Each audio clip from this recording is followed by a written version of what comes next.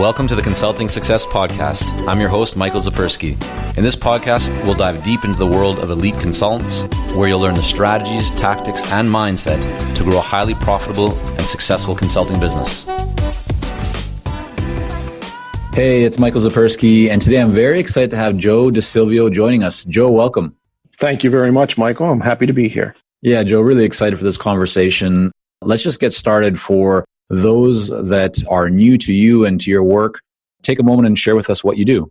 I'd be happy to. Again, my name's Joe Decilveo, and I'm a partner with RSM, which is one of the larger accounting, consulting, and tax firms in the world. And I practice in an area called litigation support or litigation consulting services.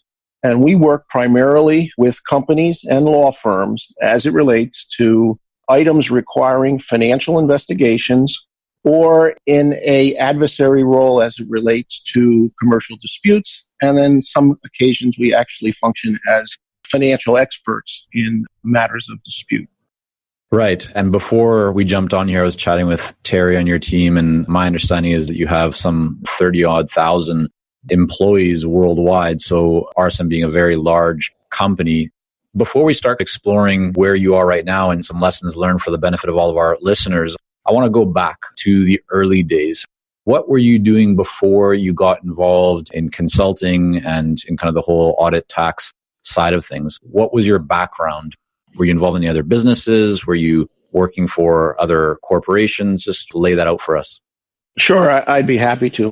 My background academically was in the preparation of accounting and finance. Mm-hmm. So I graduated with a dual degree. And when I began looking for employment opportunities, there were a large number, relatively speaking, of accounting firms referred to as the Big Eight. And I went to work for one of those firms, and I was there for about 20-some years. Principally what I did while I was with that firm was work on the audit side in doing annual financial statement audits, and rose through the ranks as one may to one day become a partner there and not only be responsible for individual engagements, but ultimately to be responsible for practices and for offices of that particular organization. And subsequent to that, I moved on to an area that was quite a bit different in the respect of the nature of the services being provided. The annual audit accounting world, the work you do is principally for the opinion relative to the fair presentation of financial statements. After that, I moved on to what I currently do now. So although a lot of the skills that I had gathered over the years in providing client service, which was primarily through the financial channels, the chief financial officer channel, were still applicable, nonetheless, I had to rethink about how I was going to utilize those skills when doing so in the world of financial investigations and commercial disputes. In that respect, the sales channel is a bit different. It is not through the CFO route or other financial routes in organizations. It's primarily through law firms and the legal departments of companies. So that was the biggest differential in terms of not so much what I was doing, although there was a difference between what I used to do and then what I would do in the consulting world. But it was really the sales channel and dealing with a whole different set of variables that exist in the channel I now practice in versus those that I practiced in historically. I really want to explore the sales channel and your whole view on that. But before we get there, one thing that stands out to me, Joe, before we even jumped on this conversation, was that you've really honed in on a very clear area of specialization. And I can see how that forms over 20, 30 years, working your ranks up to a partner in firms. But for those who are independent consultants or they run smaller firms, a lot of people struggle with making a decision around what area to specialize in. I'm interested in your take on how beneficial it's been for your career and just any observations that you have around the importance of specializing in the world of consulting.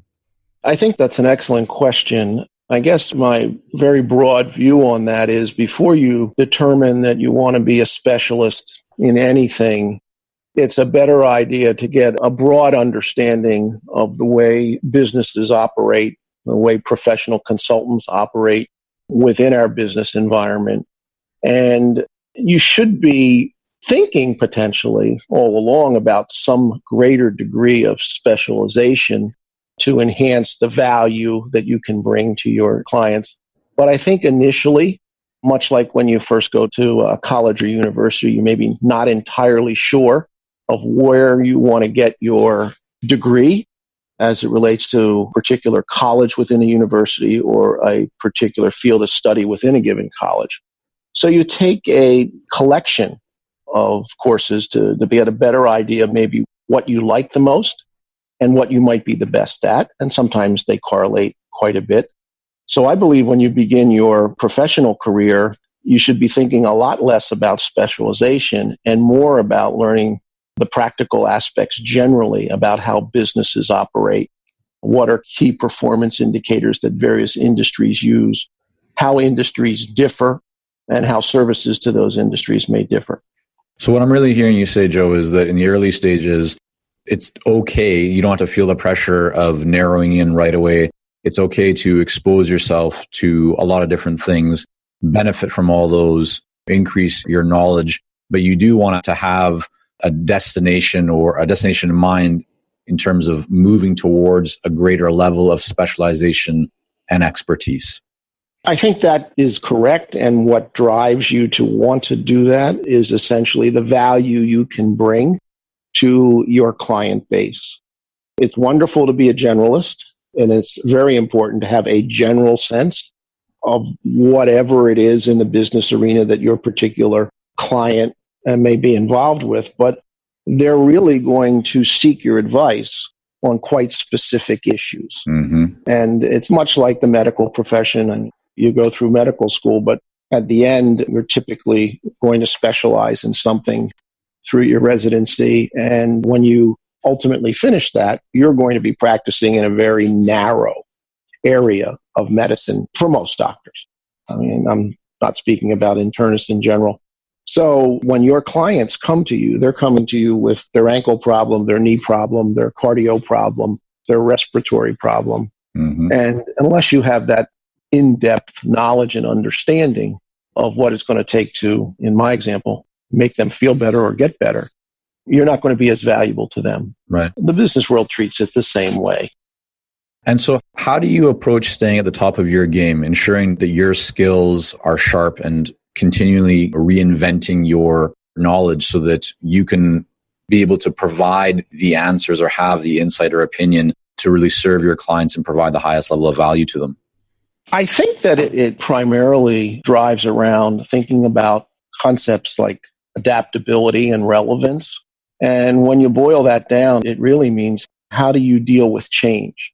Because what makes you sought after at one point in time may be something 5-7 years later that is really not that relevant anymore. So your ability to adapt to change and to be at the front end of change rather than the trailing end, I think is something that not only is individually motivating, but it's also necessary in order for your success as a professional in consulting to continue. The one constant is change in our world, and you need to be comfortable with that change and actually embrace the concept of things not staying the same. Static environment is not typically an environment in which consultants can live successfully very long. Right. So Joe, let's get really specific. How do people do that? Let's take your experience as an example. What do you find works really well for you to stay at the top of your game, to ensure that you're able to have that adaptability and be able to kind of see around the curve before you get there? A lot of that really depends on the experiences that you're having with your circle of clients, because they typically, from a consulting standpoint, might be pulling you along.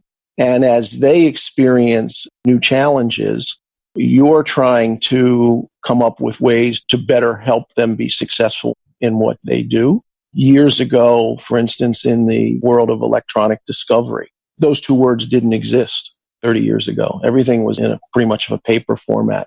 And by example, we've moved into an electronic format. So what are the tools? What are the ideas you have around looking at a new medium in the most efficient way versus an old medium that you looked at in a very traditional way? So how do you stay, as you said, kind of ahead of the curve or in front of? And again, it's having your clients basically have challenges or necessities that they're dealing with that force you to think about how do you come up with solutions or groups of solutions for their problems. It's a very dynamic exchange where their challenges are becoming your options for service and your responsibilities in one respect to solve. So are these conversations that, in your experience, happen with clients without a clear, direct path to an engagement? Is it really about just meeting with prospective clients or existing clients, talking to them about the business, about the market, the environment, and seeing what comes of that in order to be able to find how you can provide value or a solution and going out and looking for a way to connect those dots? Or when you are approaching a prospective client or even an existing client, do you already know that there's going to be a clear engagement that's going to come from that? I think it's both. And it really depends on the individual circumstances. There are some times where it's quite clear what the direction is in order to resolve an issue, or at least there is the appearance that it's quite clear. And obviously, when you get into the details, it may require some modification from your original thoughts. On the other hand, some of the nature of the challenges and the needs for which the particular buyer of your services may have are rather undefined. They don't know exactly what it is they have. They actually might need an initial assessment of where they stand on the curve relative to others, what kind of gaps may exist between where they are and where we as professionals might think they need to be, or where others think they ultimately could be. So it's really circumstance specific, but it sometimes is very clear, as I said in the beginning, and other times it's not clear at all. And I think as a consultant, one of those things you have to do when you approach these situations is try to put them in one of those two kinds of boxes. Is it clear where we're going, or is it less clear? And then how do we modify our approaches in each of those two kinds of circumstances? Yeah, I think that's good advice for everyone. Certainly it's high level advice that can shift how people are thinking and approaching different opportunities. So you've worked with some of the largest companies in the world, Joe. How did you go about landing those clients? I mean, you talked about that the sales channel has changed for you over the years, but maybe just share the approach that has worked best for you as part of an organization to go in and win business with very large companies. Yeah, I think that one thing that all consultants need to do, and I think the very good ones do this and they do it extremely well, that's to spend more time listening and inquiring rather than necessarily trying to demonstrate their capabilities. Mm-hmm. I think that in a very reciprocal business relationship, the high-level executives of companies want to know that you understand what their issues are. You can identify with their problems. And yes, hopefully, potentially, what they're experiencing is something you've seen either precisely or some degree of in the past, and you can bring some of your prior thoughts with respect to solutions to their current problems. But I really think most business executives want to make sure that the consultants that they have are listening well, understanding the problems they have, and reflecting upon that consultant's experience as to various ways those kinds of issues or problems can be resolved or have been resolved in the past. Yeah. You know, it's interesting because when you look at my career, I started off in what people call the auditing profession. And the word audit means to listen. Now, maybe in a bit of a different sense to audit when you're performing an audit for generally accepted auditing standards as it relates to GAAP financials, but it still gets down to that same basic principle of how well are you listening to what you're being told and what are the reactive ideas you have to deal with what you've just learned. It's very good advice and just spot on for everyone out there, the importance of listening over just trying to demonstrate or talking about your approach. It all starts certainly with understanding what the buyer cares most about. But if we go back even before that, how do you even get a seat at the table? What have you found that has worked best to actually set a conversation, to have a meeting, whether it's on the phone or in person, with a prospective buyer? While we work with a lot of seasoned and experienced consultants here at Consulting Success, I'm often contacted by new early-stage consultants. Invariably, the question I'm asked is, what are the steps I should take to become a successful consultant and grow my consulting business to my first 6 figures per year? Well, I'm excited to announce that we've opened the doors for our Momentum program. This is our most popular program for early-stage consultants, and it has helped almost 1,000 consultants to start, run, and grow successful consulting businesses. It gives you the step-by-step plan to help you with your messaging, your fees, and pricing strategies, how to win more proposals, how to go to market more effectively, developing a marketing system to generate leads consistently, and so much more. And right now, until September the 19th, you can sign up for Momentum and get 50% off the regular price by going to consultingsuccess.com/audio. That's consultingsuccess.com/audio, AUDIO. Only 100 spots are available to join Momentum and get 50% off. This deal is only available until September the 19th or until all 100 spots are gone. We won't be opening up new spots in this program for several months, so don't wait. Go to consultingsuccess.com/audio. That's consultingsuccess.com/audio, AUDIO.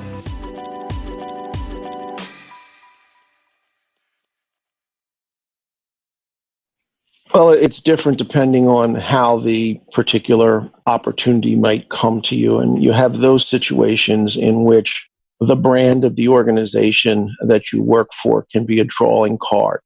There are other situations where that's not the case. And in those situations where it's more of an outbound reach than an inbound call for a solution, what I have found is the best way is by making that initial phone call, having a brief dialogue about the anticipated values that a mutual relationship might bring, and trying to get that individual or those group of individuals to sit down for 15 to 20 minutes, which might not seem like a long time, but generally, if you're going to have a successful relationship, the first 15 or 20 minutes really demonstrate the chemistry that can be achieved between the parties. And then it's about executing and demonstrating your expertise. I mean, it's surely not about the first 15 minutes as to whether or not you develop a great relationship with someone or some executive, but getting that particular individual to sit down kind of alone, maybe with a few other people, to talk about whatever it is that's particularly troublesome or challenging to them, I think is the best way to do that before you then begin to demonstrate your capabilities and that of the organization that you work for. And that's what more on an outbound basis. I mean, on an inbound basis, the dialogue and the issues are usually better formed, and the interests of the potential buyer are more defined. I would agree. I mean, certainly inbound is a lot easier for people to think about approaching because it's an opportunity that comes to you. Whereas with outbound, I think that's where a lot of people have challenges. So what I'm hearing you say is, in your experience, you're picking up the phone, you're calling someone who you believe could be an ideal client. Are you taking any steps to establish a relationship with that person before, or is it really just leveraging the brand of the company that you're part of that gets them to even answer your phone call? Yeah, it's a 2 and maybe a 3-fold approach. Certainly you're going to utilize your brand to gain awareness, and hopefully every day your brand grows in terms of market awareness. But you're also, in the event that you don't have a relationship with any of the people you're appealing to, or you want to appeal to a new group, a different group, you're probably better served by sending them occasionally pieces of thought leadership to begin to acquaint them with you, not only as a member of a particular firm, but also you as an individual and as a professional. And then when you do make that call, that request for, could we have a face-to-face, or could we have some time where we might dialogue over the phone? It's not as if it's as cold as it would have been had they not been getting some form of correspondence from you. Now, whether or not they've actually chosen to look at it is another issue. And we know today, in today's world, you get thousands of emails a week, maybe even thousands a day, depending on who you are. So a lot of that you would communicate through email. may not necessarily get to the ultimate reader. I think another way that we try to do it is organizationally to participate in situations or opportunities that would allow us over a greater audience to demonstrate our capability to provide solutions to problems. So that might be through trade associations or particular organizations that on some periodic basis gather industry leaders to some form of a forum. And then you use your time on the panel or the dais or whatever to basically try to convince them that you're somebody that has something that they might benefit from having access to.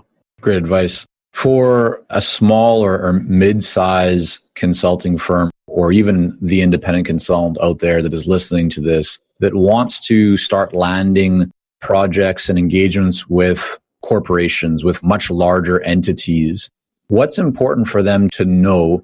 What do you see as the big difference between working with and serving a larger organization compared to serving a small to mid-sized organization? I think that's a great question. And I think to a large extent, the biggest difference I see is in larger corporate entities within the U.S. and internationally. There's much more opportunity for diversification of responsibilities.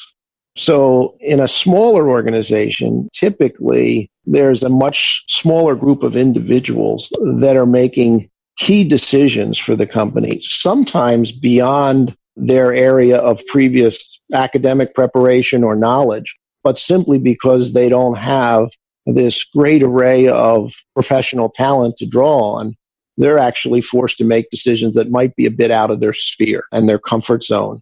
So that's where I think for middle market and even smaller, where consultants that are capable of walking into and dealing with those arenas where it's not as well defined who has responsibility for what. The management team perhaps is not as refined in every area. They may be extremely refined in research or in marketing or in product development, but they don't necessarily have the ability at that life cycle stage of the company to have a full-scale allocation of all the major functional areas in a way that companies that have been around for more years and are of much larger size and capacity, they do. So the middle market and smaller companies may be very challenged when it comes to areas that are not routinely dealt with by members of their core team. And that's where the consultant comes in and can actually, I think, add more value, where there's this perception that the owners of the business or the key management of the business, they perceive themselves as to have certain level of knowledge, but also recognize they don't have the complete set and are willing to go outside to others to give them that. In a lot of very large companies, a lot of the knowledge around what needs to be done is possessed by the employees of the company. Not entirely, but a large part of it is. So there's a lot more know rather than how to know or what to do. Right. Makes sense. Joe, what's your view on giving value, and how much value should you give as a consultant to a buyer before they've actually agreed or signed the engagement? How much time should someone be spending, and how much knowledge should they transfer or offer to a prospective buyer before the buyer has actually engaged them? That's a tough one, because in order to really answer that effectively, you probably have to break it down into a couple components. And one is, how much runway is there after the first sale? What's the likelihood of this particular opportunity to be a bit of an annuity in one respect in terms of their need for consulting services versus something that would appear to be a one-shot opportunity? And you're going to spend a lot more time on the give side, as you kind of put it, in terms of giving away some thought or insight where you believe the trail is a longer trail. If you think it's a one and done, you probably want to think about how much you want to give away, because you might not have that much left to bill for. I really like that you said that. In fact, I love it, because a lot of the knowledge out there or the ideas out there are that people should just give, right? Give, which I believe in. I believe in giving and offering a lot of value. But one thing that isn't talked about enough in the world of consulting is being very selective around who you're actually giving to and who you're spending your time with, right? Our most valuable asset isn't just our knowledge, it's also how we're spending our time. And so what I really like, and I think what's really important about what you just said, Joe, is to first really think about the prospective buyer and the opportunity. And if it's one that has greater potential, then it makes sense to invest more into the relationship and invest more into giving and developing that value and the trust. But if it's just something that might be a quick little piece of cash flow, unless you're really hurting for cash, it's probably not going to be the best use of your time to really invest into that relationship and invest into giving a whole bunch of information and especially your time. I would agree. Yes, that's true. So what mistake do you see consultants making often that you know if they corrected would help them to be more successful? Are there one or two kind of big mistakes or ideas that you see people falling down on where if they approached it differently or corrected, they would just experience a much higher level of success? The one area comes to mind is when, and it all gets back to differentiating yourself or your organization. But if the consultants to any organization basically get to the point where they're all perceived to be equal in terms of capabilities, and then begin to resort to price as the distinguishing way to obtain business, I think that kind of thinking leads to a downward spiraling of the values that are being brought. And you mentioned it before about, well, doing something because you need to do it for the moment versus doing something because it might make strategic sense for the long term, right, in terms of investing. And I've seen it happen. I think if consultants tend to get into the distinction by which they want to hold themselves out at is price, that's a short-lived kind of strategy. I don't think it works for them in the long run. And I think that you actually begin to create a downward spiral and don't recognize the true value that a particular individual or group of individuals can bring. So I've always thought that you should demonstrate your value to an organization by the thoughts, the quality of the thoughts, and the assistance with implementation that you give them, and not necessarily lead with, we're X% cheaper than Y or Z. I'd rather lead with things like we're more experienced because we've seen this and that than we're cheaper because we've chosen to be cheaper to get the work. I think that's very solid advice. Joe, what role, if any, have coaches or mentors or joining professional groups played in your own success over the years? Boy, you can't estimate the value that you get from mentors. Don't ever underestimate it. I mean, when you first begin your career, and even probably until you end your career, you should always, as we said before, be listening. But people who have had 5, 7, 10, 20 years more experience, and you're the lucky recipient of that when you first join an organization, you should be in the sponging mode and you try to absorb everything. And then in your mind, you're going to distinguish between that you want to make a part of the way you then deliver your message versus something that you'd say, well, I'm not going to have that be the one or two things that I focus on. So mentors, I think, are incredibly important. Certainly have played over my career a very important part of how I've become what I've become. And it's interesting that you have mentors at different stages of your career. I think it's kind of natural. When you first begin something, someone that's got 3 years experience has 3 times as much experience as you do. Well, yeah, that's fine for then, but you'll probably change mentors as you get more business experience and become more successful in the consulting profession and look to others. When you think of mentors, typically, you think of them being essentially in the company in which you work. There's somebody that you're going to see on a routine basis within your own organization. I've actually felt that some of the best mentors I've had, whether they've been by design or by accident, and whether or not they even knew they were in a way to influence me as a mentor, have actually been clients. And I believe that the more senior executives in certain clients that I've had the great opportunity to work on have taught me quite a bit. And they've taught me things that are more intangible than necessarily tangible, but clearly great ways to use the experience of others to enrich yourself and what you're capable of delivering in the future. I think if someone says I had a mentor during their career, that could be the case for them. I think you might find that as consultants, they would refer to themselves as having several mentors during the course of their careers and picking a bit from each of them. I repeat again, I do believe that you can learn almost as much, if perhaps not even more, from your clients and the way they deal with situations, the way they interface with you. So I look at mentor in a very broad way when I think about that question. I think it's a good response because one thing we've seen consistently, across industries is the highest performers in any industry are people who aren't trying to figure it all out themselves. And whether they're in sports or they're in music or the arts or just business, they're always finding ways to surround themselves with those that can teach them things that they don't know or give them different perspectives, whether that's within an organization or whether it's a coach that's external, but finding someone that you can learn from and gain different perspectives in whatever area of your business or life you're looking for is the fastest way to get there. Yeah. Joe, I really want to thank you for coming on. Appreciate you sharing a bit of your journey here with us and your experience and expertise. What's the best way for people to learn more about your work and to connect with you?